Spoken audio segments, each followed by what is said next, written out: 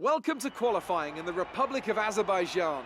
The teams are making their last-minute adjustments before the lights go green, and the fight for pole position can get underway.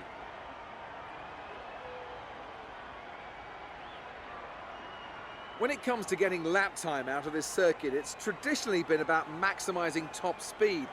Do you simply remove as much downforce as possible, hang on in the corners and max out down the straights? The teams will have arrived with all manner of parts designed to capitalise on the long straights. The cars will be that much harder to drive in the corners, but everyone will be in the same boat.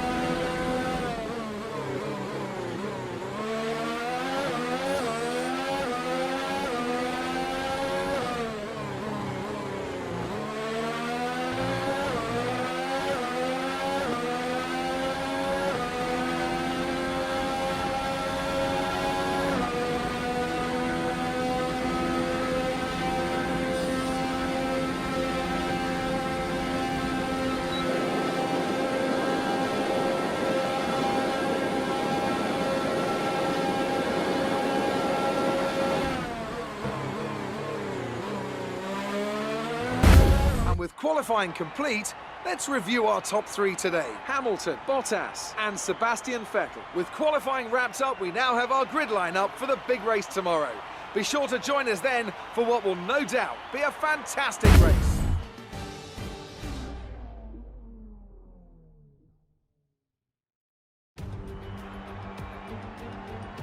Good afternoon and welcome to Baku. This was the arena, if you think back to 2017, of one of the most eventful races of modern history, with controversy behind the safety car, last-second overtakes, and a historic podium for Williams and for Lance Stroll. So let's find out what lies in store for us this year. It's time for the Azerbaijan Grand Prix. The Baku City Circuit measures roughly 6 kilometers and is made up of 20 corners and 2 DRS zones. The circuit winds around the narrow city, through the old town, and even brushes against the city's medieval walls. However, as beautiful as the setting is, this track is also a ferocious technical challenge, where the smallest of mistakes could lead to catastrophic consequences for all of our drivers. Joining me for today's race once again is Anthony Davidson. Let's talk about Joker. They're still relatively new to a sport which does have a high learning curve and, of course, little tolerance for mistakes. And this is something that has ended the career of many a young driver, as that leap up to Formula One proves to be too much. But luckily in this case, I'd say they're doing a good, solid job, and the risk the team took in signing them is definitely starting to pay off. Off the back of a fantastic qualifying session, it's time to see how our starting grid looks for today's race. Valtteri Bottas lines up on pole position, and starting alongside in P2 is Sebastian Vettel. Moving on to the rest of the grid, we have Leclerc, Perez, Alexander Albon, and Verstappen, Joker, Stroll, Hülkenberg, and Lucas Faber. Hamilton, they've taken a grid penalty. Grosjean, Daniel Ricciardo, and Sainz, Norris, Magnussen, Kimi Raikkonen, and Daniel Kvyat. Butler and George Russell ends our grid lineup. And with preparations almost complete, let's head down to the track.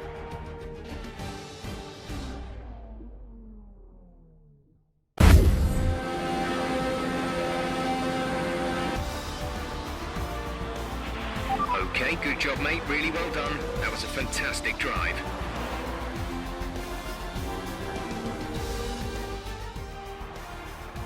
That's it for another Grand Prix and a fantastic win for Mercedes.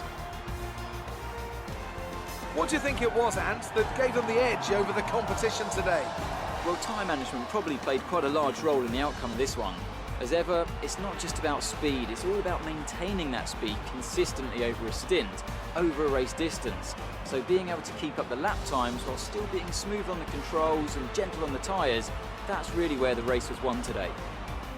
And I can see the drivers starting to approach the podium for the victory celebrations. A real team victory today. Everybody played their part. Congratulations then to Mercedes, your race winners today.